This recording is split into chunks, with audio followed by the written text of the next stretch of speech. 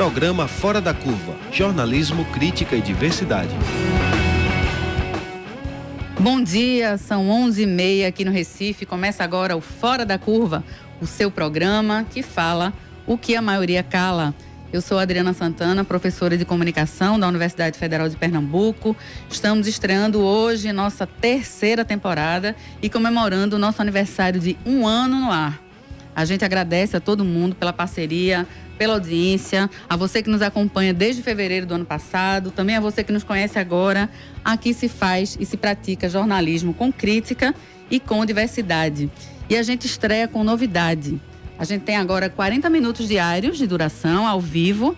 Vamos de 11h30 ao 12h10, aqui pela Universitária FM 99.9, também pela Universitária AM 820 e com transmissão em áudio e vídeo daqui do estúdio na Avenida Norte, em Santo Amaro, no Recife. Essa transmissão vocês conseguem acessar facilmente pelo facebook.com/programa Fora da Curva. E outra novidade boa, que a nossa reprise vai ser mais cedo, todos os dias, às 9 da noite.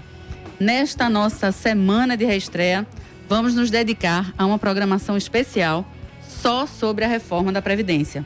De hoje até sexta-feira, vamos entrevistar nossas convidadas e convidados especialistas a respeito do que você precisa saber sobre a Previdência, mas não querem lhe dizer.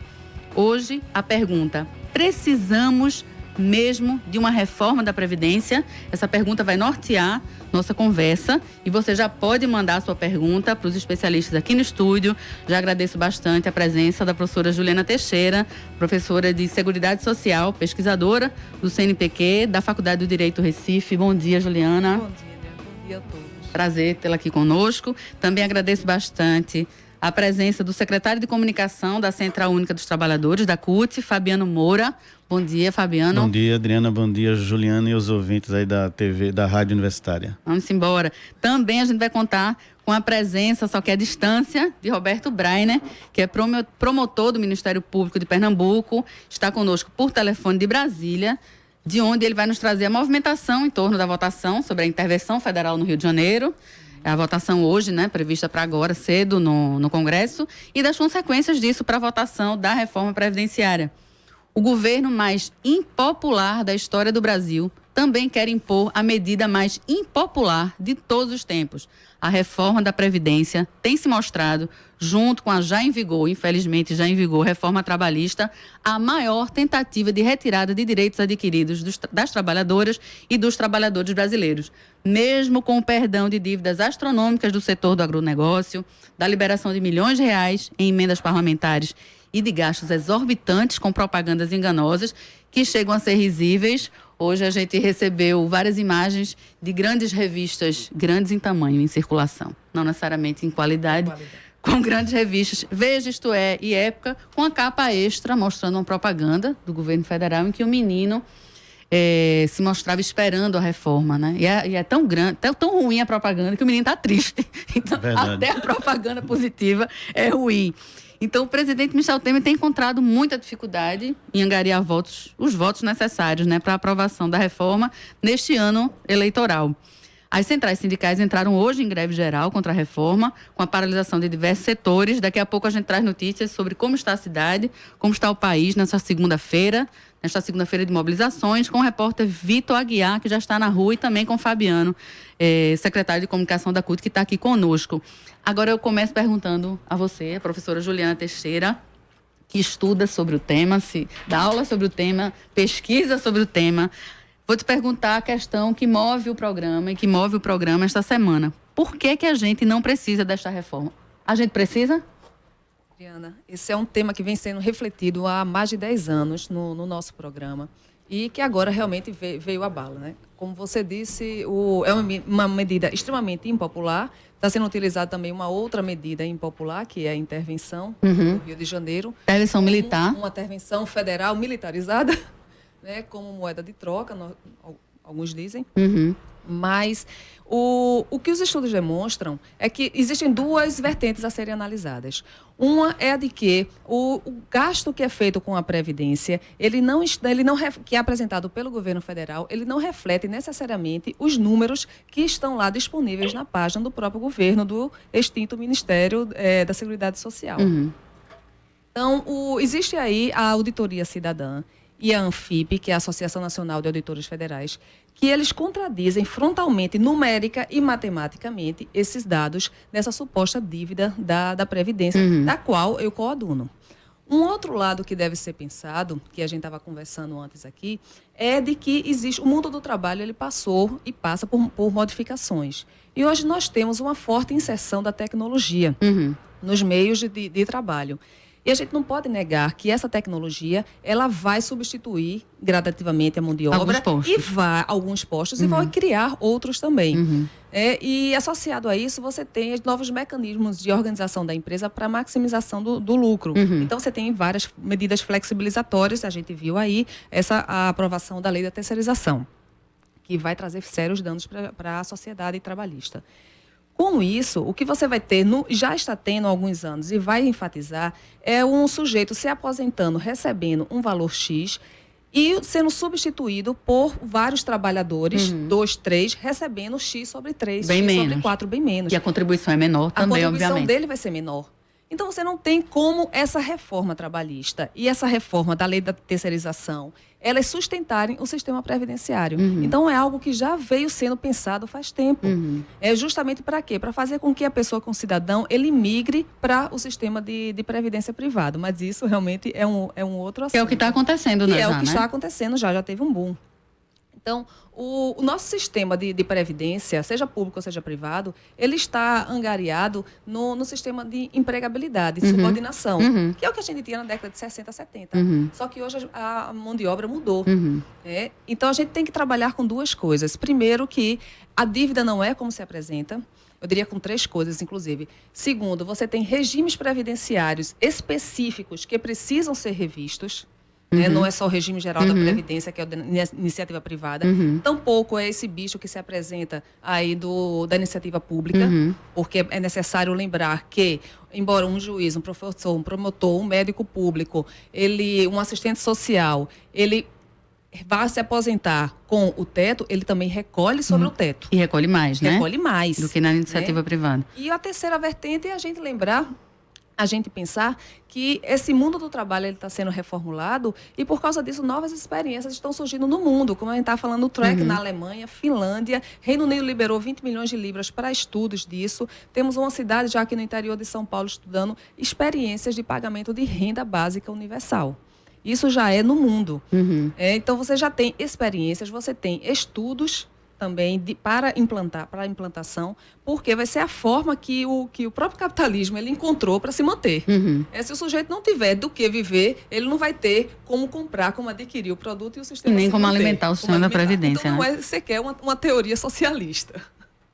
Ainda tem isso, né? Porque é o próprio capital. É o próprio capital que está querendo isso. Que está dando tiro no seu próprio pé. Né? Com essa flexibilização, entre aspas, das leis trabalhistas e com esse praticamente desmonte da Previdência, aos modos como a gente conhece. Está sendo desmontado mesmo, e eu diria até que é de forma intencional para que a pessoa queira migrar para a Previdência privada, né? Enriquecer ainda mais. Sem dúvida.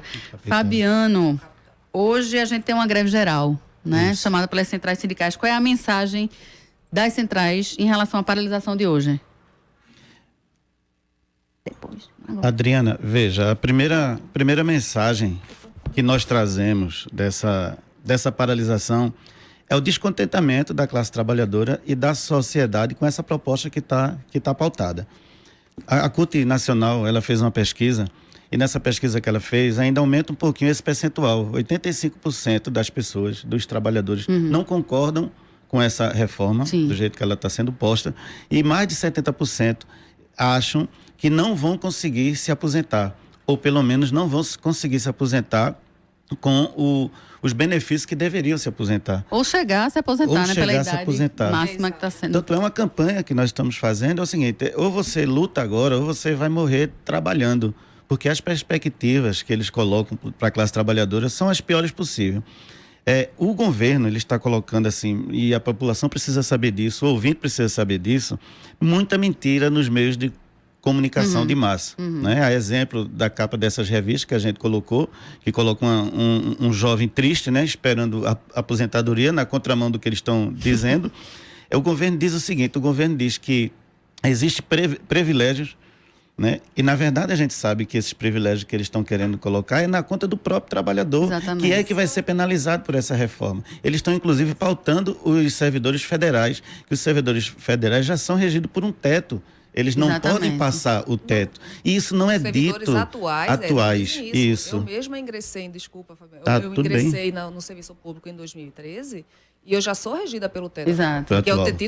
o mesmo teto do regime geral de Privado. previdência. Exatamente. E quando o governo diz que tem privilégio, isso no imaginário popular dá a entender o seguinte, que são os servidores federais, que são os servidores concursados, os servidores Exato. públicos, né, alguns bancários da rede pública, da Caixa Econômica, do Banco do Brasil, que é o que essa mídia coloca, que existe uma parcela da sociedade trabalhadora que vive elitizada. E não é verdade, e a gente precisa desmistificar isso, né? Quando, na verdade, estão sendo retirados direitos e não privilégios. Justamente, Claro. estão perdendo, né? Estão perdendo. Nós temos mais de 40 bilhões, e Juliana, trilhões, né, Juliana? Pode confirmar isso, das empresas que sonegam, de sonegação fiscal, que deveriam ser recursos que estariam destinados a garantir a seguridade social. Esse é o grande rombo da Previdência, né, gente? Inclusive meios de comunicação, né? Exato. Meios de comunicação, Exatamente. empresas do próprio governo, prefeituras, bancos. O agronegócio. O agronegócio é um grande beneficiado Instituições disso. financeiras, como ele lembrou aqui, salvo Itaú, engano, o Banco Bradesco. Que Bradesco também, o Itaú. também. Bancos privados. Isso, bancos privados. Gente, eu queria interromper rapidamente a nossa conversa, mas não é interromper, é dar continuidade, porque eu estou com um repórter na rua, Vitor Aguiar, que vai falar sobre as mobilizações de hoje. Bom dia, Vitor. Bom dia, Adriana. Bom dia, ouvintes, convidados. Como vocês estão bem falando, hoje é a data definida pela CUT para o Dia Nacional da Paralisação. Em uma série de protestos por todo o país contra a aprovação da PEC 287, da reforma da Previdência. Nesse momento, eu estou na agência Dantas Barreto, do Banco do Brasil, e os bancários convocaram a paralisação de todas as agências da Avenida Conde da Boa Vista e de algumas outras pelo centro da cidade, entre as quais essa de que eu falo agora. Os bancos amanheceram parcialmente fechados e estão operando apenas com caixa eletrônico até às 12 horas, quando devem retornar com funcionamento normal. Por aqui, muitas pessoas esperando nas filas e, na ansiedade de daqui a 18 minutos, os bancos vão abrir e eles poderem ser atendidos. Vitor, a gente Aqui tem em informação Pernambuco. também de outras paralisações, outras mobilizações. Enfim, aqui em Pernambuco, as movimentações começaram ainda cedo. Em trecho da BR-101, próximo ao terminal integrado do Barro, foi interditado por integrantes do acampamento Carolina de Jesus, que, além da reforma, protestaram também pela entrega de casas. A rodovia já foi liberada antes das 9 horas. Além disso, a CUT organizou paralisações em diversas categorias, além de atos em cidades do interior. As agências do INSS estão fechadas por servidores do sistema previdenciário desde de manhã. O SINTEP, Sindicato dos Trabalhadores da Educação, também organizou paralisações em escolas da rede básica municipal. Aconteceu ainda há pouco um ato contra a reforma, na Câmara dos Vereadores do Recife. Por fim, para marcar o dia, representantes de diversas entidades sindicais e membros da sociedade civil realizam hoje um ato público na CUT contra a reforma da Previdência a partir das 15 horas, aqui perto na Praça 13 de Maio. O ato convoca dizendo que a luta contra o fim da Previdência não pode parar. Perdão. A luta contra o fim da aposentadoria não pode parar. É hora de agir e salvar seu futuro. Maravilha, Vitor, muito obrigada. A qualquer momento a gente pode entrar ao vivo contigo de novo, tá bom?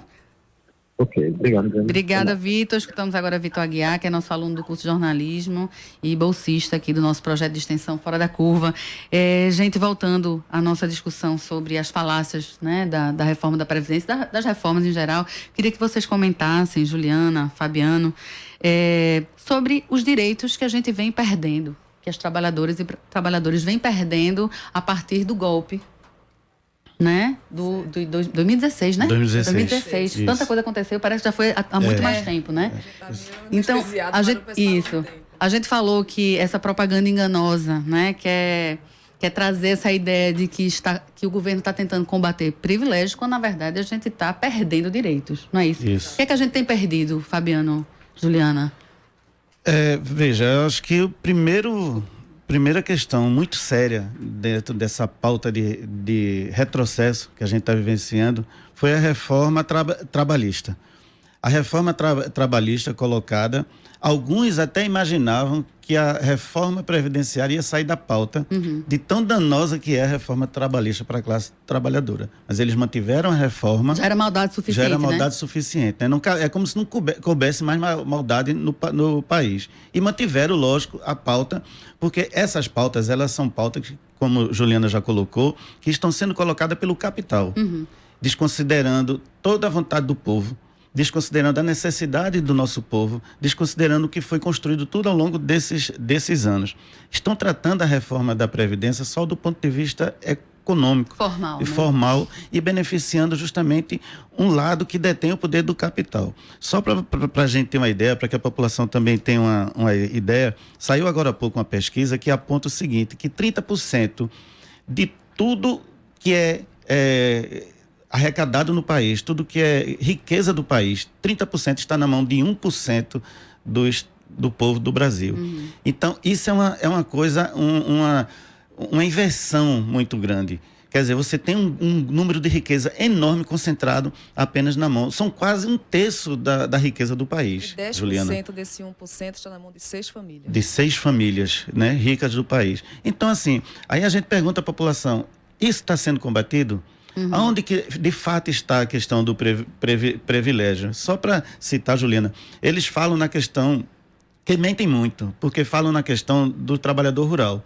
O que é que ele está dizendo? Não mexemos nada com o trabalhador rural. Essa reforma, do início que ela foi colocada até agora, ela não muda em nada na essência. O trabalhador rural, nós temos 2 categorias de trabalhadores rurais. O que é assalariado e o da agricultura familiar. E da agricultura do regime que é assalariado, realmente se encaixa na reforma trabalhista da reforma previdenciária do jeito que está. Mas de agricultura familiar, não. Os agricultores familiares vão ser altamente penalizados e a gente sabe que 70% do que a gente come nesse país vem da agricultura familiar. Eles vão ser taxados agora, vão ter que contribuir. São 15 anos, continuam os 15 anos, mas são 15 anos não mais de comprovação de trabalho no campo, mas de contribuição. Porque eles eram taxados, o seguinte, eram um percentual cobrado por tudo que era produzido da agricultura familiar, que ia para a Previdência para garantir a aposentadoria desses trabalhadores. Agora não. E não está claro, doutora, pode até me corrigir se eu estiver errado, e não está claro na lei, nessa reforma, se essa taxação ela vai ser individual ou pela família.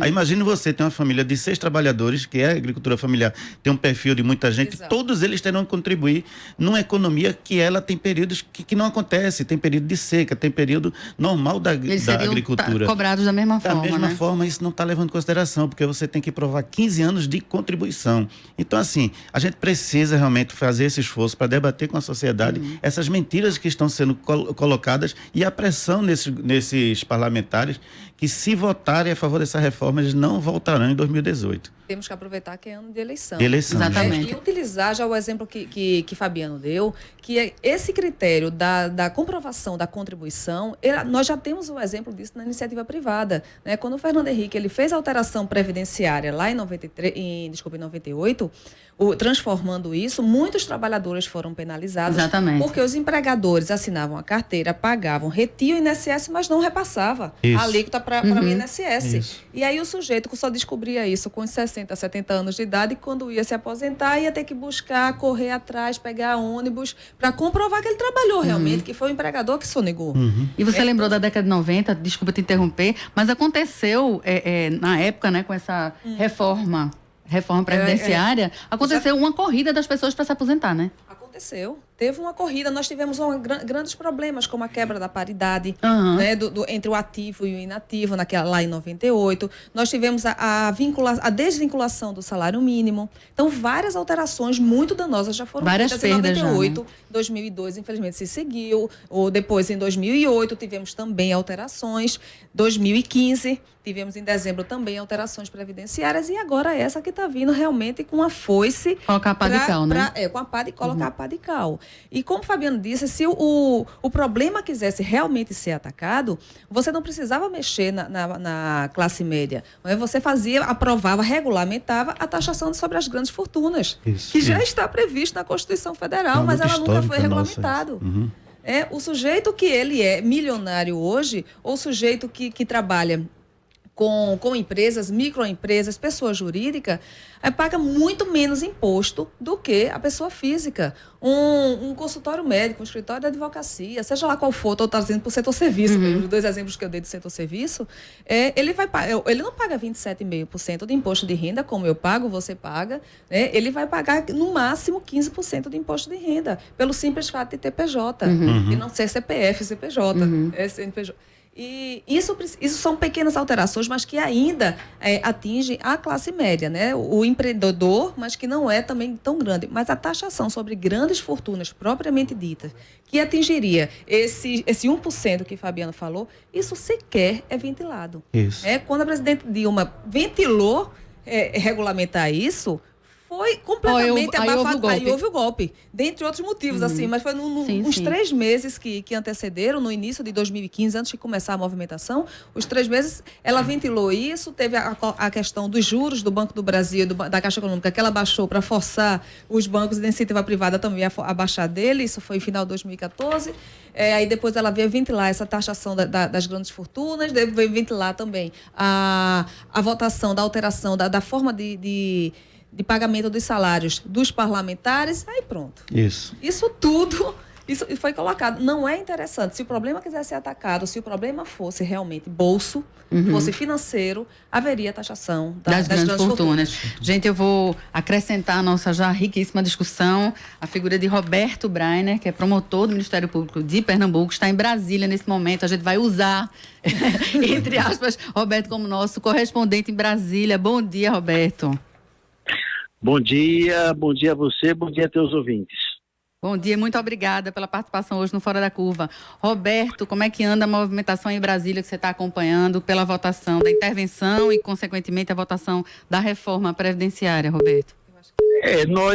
São diversas entidades em Pernambuco, nós nos reunimos, e aí você tem aí as entidades, as associações de classe do Ministério Público, da Magistratura, os sindicatos, os conselhos de direitos da criança, do idoso, da assistência social, OAB, Conselho de Medicina, Conselho de Engenharia, enfim, são 60 entidades que subscrevem uma carta aberta aos nossos deputados, chamando atenção para a gravidade desse tema da reforma da Previdência e pedindo para que os nossos deputados rejeitem essa proposta. Então, esse é o trabalho que a gente está fazendo hoje aqui, distribuindo esse documento em todos os gabinetes dos 25 parlamentares pernambucanos, com apoio das outras entidades, do Sindifisco, dos sindicatos dos auditores do Tribunal de Contas, enfim.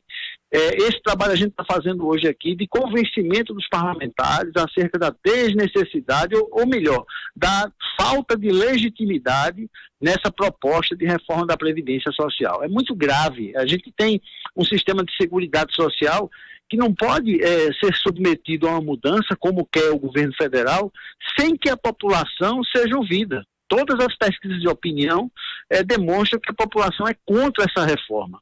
E, pelo que consta, a gente fez essa pesquisa, nenhum dos candidatos na última eleição falou em reformar mais uma vez a Previdência de uma forma tão profunda como estão pretendendo agora os defensores do governo federal. Então, daí a gente dizer que essa reforma não tem legitimidade, não tem apoio da população e ela não pode ser aprovada da forma como foi apresentada pelo governo. E a pressão tem sido grande aí de vocês. Vocês já têm recebido alguma resposta positiva em relação à pressão que vocês muito justamente estão fazendo nos gabinetes? Agora pela manhã, né, os parlamentares não estão ainda aqui no Congresso Nacional. A gente tem uma sessão que inicialmente estava marcada para as 19 horas, que seria justamente para apreciar o decreto presidencial de intervenção no Rio de Janeiro. Eles estão chegando, eu já encontrei com alguns aqui, a gente acredita, e os que se manifestaram, a maioria da nossa bancada é contra a reforma. Mas a gente sabe também que a cada momento o governo vem com uma nova proposta, uma nova emenda aglutinativa, substitutiva do texto original. Então isso é muito incerto. O que a gente está chamando a atenção é que qualquer que seja a proposta do governo, ela não tem legitimidade, ela precisa ser melhor discutida. Você vê, a gente está aí há quase 12 meses discutindo essa questão da reforma da Previdência e, de repente, você vem com um novo texto e quer aprovar ele de afogadilho sem que a gente tenha condições de analisar direitinho, de ver as consequências para a população e principalmente para os mais pobres, né, que isso é um absurdo. Exatamente. Roberto, essa intervenção, qual é a relação dela, qual é a interferência da intervenção na votação da reforma da Previdência? A Constituição Federal, a Constituição de 88, ela é bem clara, né? Na medida em que o governo federal decreta intervenção em qualquer uma das unidades da federação, fica, no nosso entendimento e em todos os juristas que a gente tem consultado, fica impossibilitada a tramitação de qualquer proposta de reforma, de emenda à Constituição Federal. Então, no nosso entendimento, com o decreto, a reforma da Previdência não poderia mais tramitar.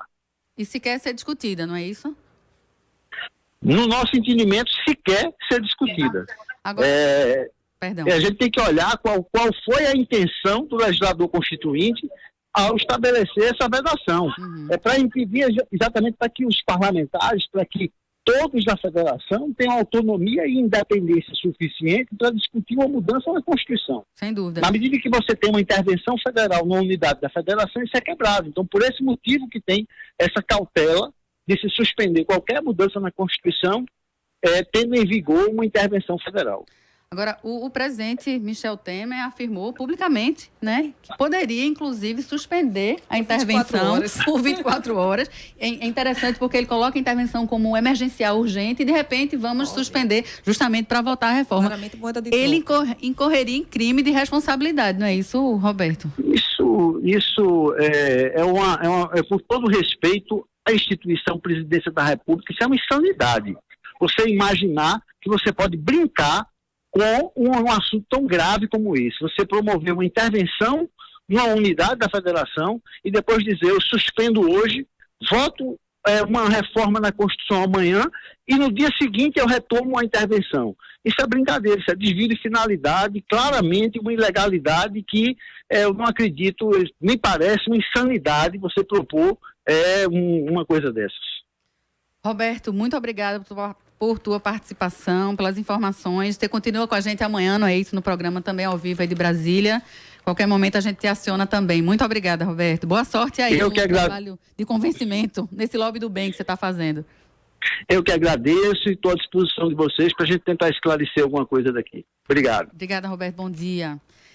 A gente tem recebido várias perguntas aqui. Vamos tentar responder algumas, mas se não der tempo, a gente responde depois pela nossa página facebook.com/programa Fora da Curva. A gente ainda segura os nossos convidados um pouquinho para responder as perguntas que ficarem. Uma pergunta que chegou aqui do ouvinte Ed Júnior. Obrigada, Ed Júnior, pela participação. Ele quer saber, Juliana, em que a Previdência influencia a economia brasileira? Olha, respondendo exatamente a pergunta dele, sem invertê-la, a Previdência ela vai garantir que o trabalhador aposentado, ele receba uma quantia e ele gaste no sistema. E isso vai alterar a economia, né? E no sentido inverso, a economia ela vai impactar diretamente na questão da aposentadoria, da Previdência, porque o sistema que nós temos, que nós adotamos, que é o sistema de repartição, se bem que no sistema de capitalização isso também funcionaria, o valor que vai ser recolhido para a Previdência vai depender do valor que está sendo rodado na economia. O salário que ele vai receber, o plus a mais, como se diz, que ele vai receber se fosse no sistema de capitalização também, isso vai garantir a aposentadoria, a poupança que o sujeito está fazendo, quer na via privada, quer na via pública, fazendo para o futuro. Então, existe sim uma forte inter-relação entre economia e previdência. Eu diria que há uma interdependência mesmo dos dois sistemas. Uma relação direta, né? Uma relação direta. Fabiano, a gente estava falando sobre as perdas e eu queria que você retomasse esse tema, né? Você falou agora uma notícia uma informação que é pouco divulgada, ou quase nunca divulgada na imprensa tradicional, digamos assim, na imprensa mais comercial, de que haverá perdas gravíssimas importantíssimas para alguns setores mais especificamente, para todo mundo, né? Mas para alguns setores, essas pessoas sentirão isso de maneira mais violenta, como os trabalhadores rurais, como a galera que trabalha com agricultura familiar. Você podia pontuar outras situações que a gente vem observando essas perdas de direitos? Sim, com certeza. Veja, pegando um pouco o gancho que a Juliana falou, a gente pode dizer que existe dois países aqui, né? Um Brasil que vai ser altamente beneficiado, que representa esse 1%, ou esses 10% que estão na camada da pirâmide lá em cima. E nós vamos ter o outro Brasil que vai ser altamente prejudicado com essa reforma. E aí você faz a socialização dessa reforma trabalhista com a reforma da Previdência. Veja vocês, e aí ainda mesmo na linha que Juliana está colocando. Nós temos uma reforma trabalhista que vai provocar no mercado de trabalho pessoas sem vínculo empregatício, ou seja, que não vão contribuir para a Previdência, que são os chamados PJs, que são pessoas jurídicas. Nós vamos ter o trabalho intermitente, que é aquele trabalho que o patrão vai chamar o trabalhador quando tiver necessidade daquele trabalhador, já está em vigor. Né? Então, eles vão botar isso de forma muito, muito ávida, porque eles estão sendo ávidos em tudo.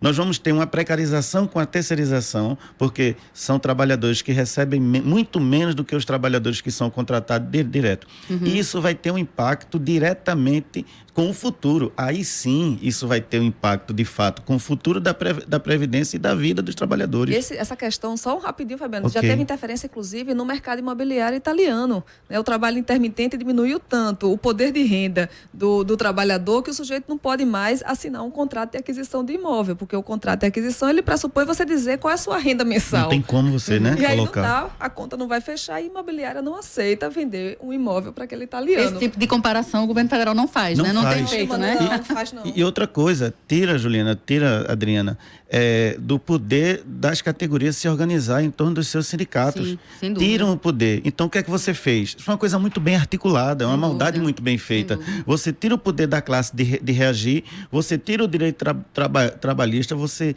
faz uma reforma, tenta fazer uma reforma da Previdência a esse nível de desgaste. Então, você não vai... Como é que você vai reagir?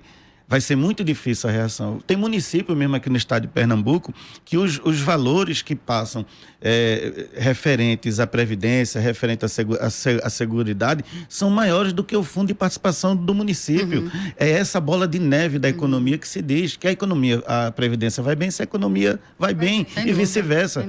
A Previdência precisa da economia, assim como a economia do país precisa da Previdência. E é uma coisa que você poderia fazer, uma reforma, onde você atinja realmente a raiz da questão. E eles não estão fazendo isso. Estão apenas, Adriana, Juliana, atendendo ao grande capital, porque é quem está dando as cartas no país, na economia, na política e no judiciário. Isso o que é importante um perigo. a gente falar de quem está lucrando com essas reformas, né, fundos Juliana? de pensão. São os fundos de pensão Isso. diretamente envolvidos. Já houve um crescimento, me corrija se eu estiver errada, você que é especialista no tema, já houve um crescimento de quase 20% da procura por planos de previdência privada. No Nesse mês tempo que foi proposto pouco, né? lá no Congresso, na semana que foi proposta, multiplicou por 100. Caramba, E outra- fora de e série, né? E outra coisa que é importante dizer, Diga. eu sou trabalhador do setor financeiro privado. E eu digo a vocês que isso também precisa ser discutido com a sociedade. Alguns podem estar imaginando, mas no final das contas eu vou mesmo morrer na Previdência Privada. Vai morrer mesmo, porque a Previdência Privada nem de longe tem os mesmos objetivos que a Seguridade Social não tem, não cobre nada. As pessoas procurem realmente saber que a Previdência Privada é um contrato de natureza civil, não é um contrato público. Ele é exclusivamente da Previdência. Ele tem cláusulas específicas quando é que você vai levantar aquele dinheiro. Então, se você fez uma perspectiva de vida para viver até os 90 anos e você viver 91, você vai passar um ano sem um tostão, porque você assinou um contrato que a Previdência tinha que lhe pagar somente até os 90, e no valor fixo. A Seguridade Social é um seguro social que vai dar direito a você à Previdência, ao salário maternidade, a um auxílio reclusão, o seguro-desemprego, Saúde. a saúde, Sistema Único de Saúde nosso que estava melhorando muito. E com a garantia constitucional, né? Com garantias constitucionais. O SUS podia não funcionar adequadamente, mas estava melhorando em relação aos últimos 20 anos. Juliana, você pode comparar a Previdência Privada a um plano de capitalização. É um plano plano de capitalização. Isso. Ele é o sistema de capitalização. Vamos dar os nomes corretos, Isso. né? As coisas. É um plano de capitalização. E o cidadão deve ficar atento aos inúmeros problemas que já estão ocorrendo agora mesmo no Correio. Coloque lá no Google, né, Previdência Privada dos Correios, porque está neste momento sendo discutido. Né? As grandes perdas que o pessoal do Correio, da Previdência Privada do Correio teve, o pessoal da Previdência Privada do Banco do Brasil, nos últimos 15 anos, teve o seu contrato individual revisto 3 vezes para diminuir o valor que vai ser pago. É verdade. Né? Isso. Justamente por quê? Por conta daquela teoria organizativa que eu falei inicialmente, que é a substituição do sujeito que se aposenta com um valor de X, vamos colocar aqui um valor de R$10.000, ser substituído por um que recebe 2.000. Então, não vai fechar a conta. O sujeito que recebe 2.000, a conta, por mais que você tenha, você vai precisar de 5 trabalhadores recebendo 2.000 para sustentar um de 10. Sustentar entre aspas, porque o de 10, o que recebe 10.000, também trabalhou na época dele e recolheu para o antecessor. Então, o problema é o sistema organizativo que precisa ser revisto. Não é a Previdência necessariamente. A gente tem que ficar atento, o cidadão pesquise os grandes escândalos envolvendo Correios, a Previdência da Caixa Econômica Federal, o Banco do Brasil, Petrobras. Previdências privadas. Exatamente, tudo isso. Sadia, todas essas empresas, isso aí está aberto. Tá? Existem grandes problemas e alteração contratual para reduzir o valor que está sendo pago.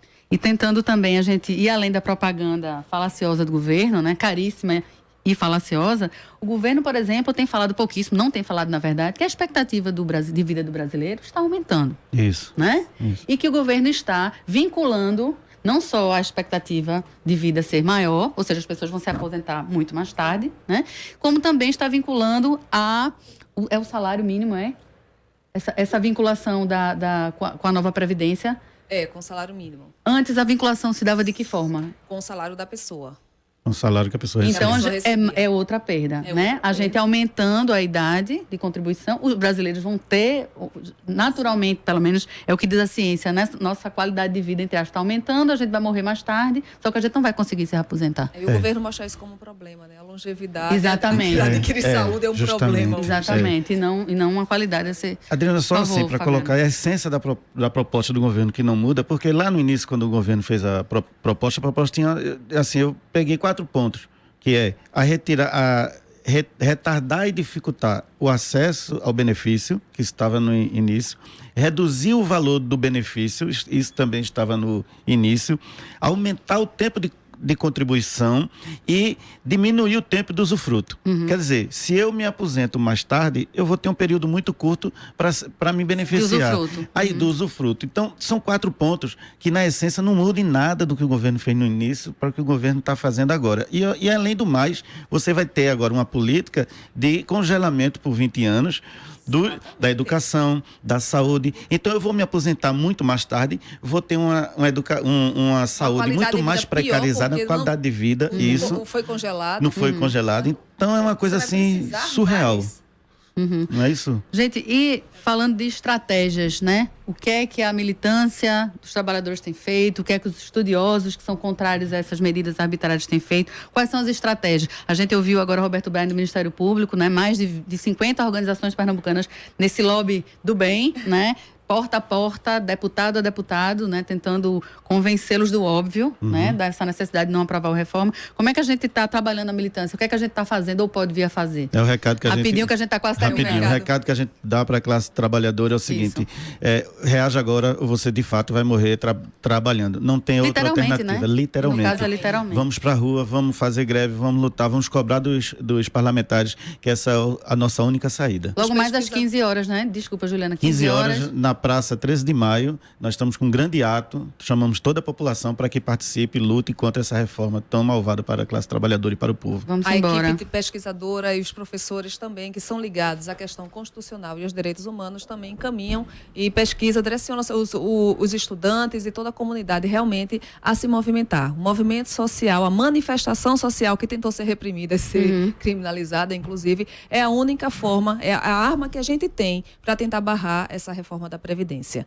E vamos utilizar o argumento que nós temos esse ano, que é o ano de eleição, e ficar atento aos nossos parlamentares pernambucanos que estão favoráveis a essa reforma para Pressionem seus pressioná-los. candidatos. Isso. Vamos para a rua e esperar pelo melhor que a gente consiga arquivar. Juliana, só para terminar, para fugir mais uma vez da propaganda enganosa do governo, quem quiser se informar mais sobre os estudos de vocês, por exemplo, sobre Previdência, sobre Seguridade Social, tem alguma página, um endereço? Tem a página do PPGD, www.fpe.br/ppgd.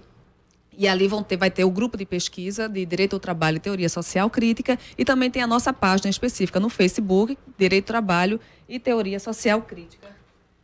Chegou outra pergunta aí, foi? Chegou uma outra pergunta aqui. Chegou uma pergunta de última hora, vamos lá. Qual a relação da reforma da Previdência com a intervenção do Rio de Janeiro? A gente falou disso rapidamente, mas a gente pode responder. A gente segura a Juliana depois do programa, porque já chegou a nossa hora, são 12h10. Muito obrigada, gente. Muito obrigada. A nossa página no Facebook também, os textos, tem o nome dos nossos professores, e a gente sempre está lançando textos a respeito disso, os estudos. Maravilha, a gente vai responder essas perguntas daqui a pouco. O programa Fora da Curva desta segunda-feira, 19 de fevereiro, vai terminando por aqui. Obrigada novamente a Juliana Teixeira, Fabiano Moura, Roberto Brainer. Aqui no estúdio agradeço bastante a Carol Laranjeiras pela produção e Vitor Aguiar pela reportagem. Na técnica, muito obrigado a Marco da Lata. O programa de hoje foi uma produção minha, Adriana Santana. Amanhã você fica com a apresentação de Manina Aguiar, produção da professora Ana Veloso, com o tema ainda Previdência, como a reforma da Previdência está sendo negociada no Congresso. Continue acompanhando nossas atualizações no Facebook, no Instagram, no Twitter, no nosso canal do YouTube, sempre com o nome Programa Fora da Curva. O programa de hoje já está disponível na íntegra no facebook.com/Programa Fora da Curva e também no nosso canal no Mixcloud, e mais tarde, às 9h, a gente reprisa o programa aqui pelas universitárias FM AM. Fora da Curva, a gente fala o que a maioria cala há um ano, sempre ao vivo, de segunda a sexta, de 11h30 ao 12h10, aqui na Universitária FM. Bom dia, boa semana e sigamos na luta pela democracia e contra a retirada de direitos.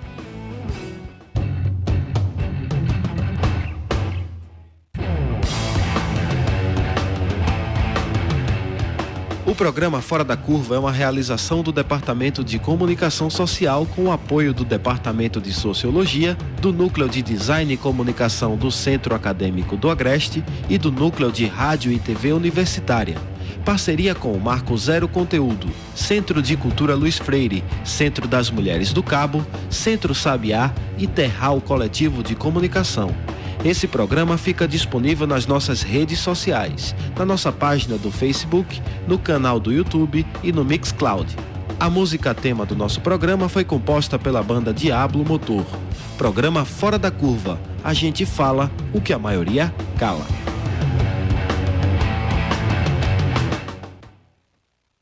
12 horas.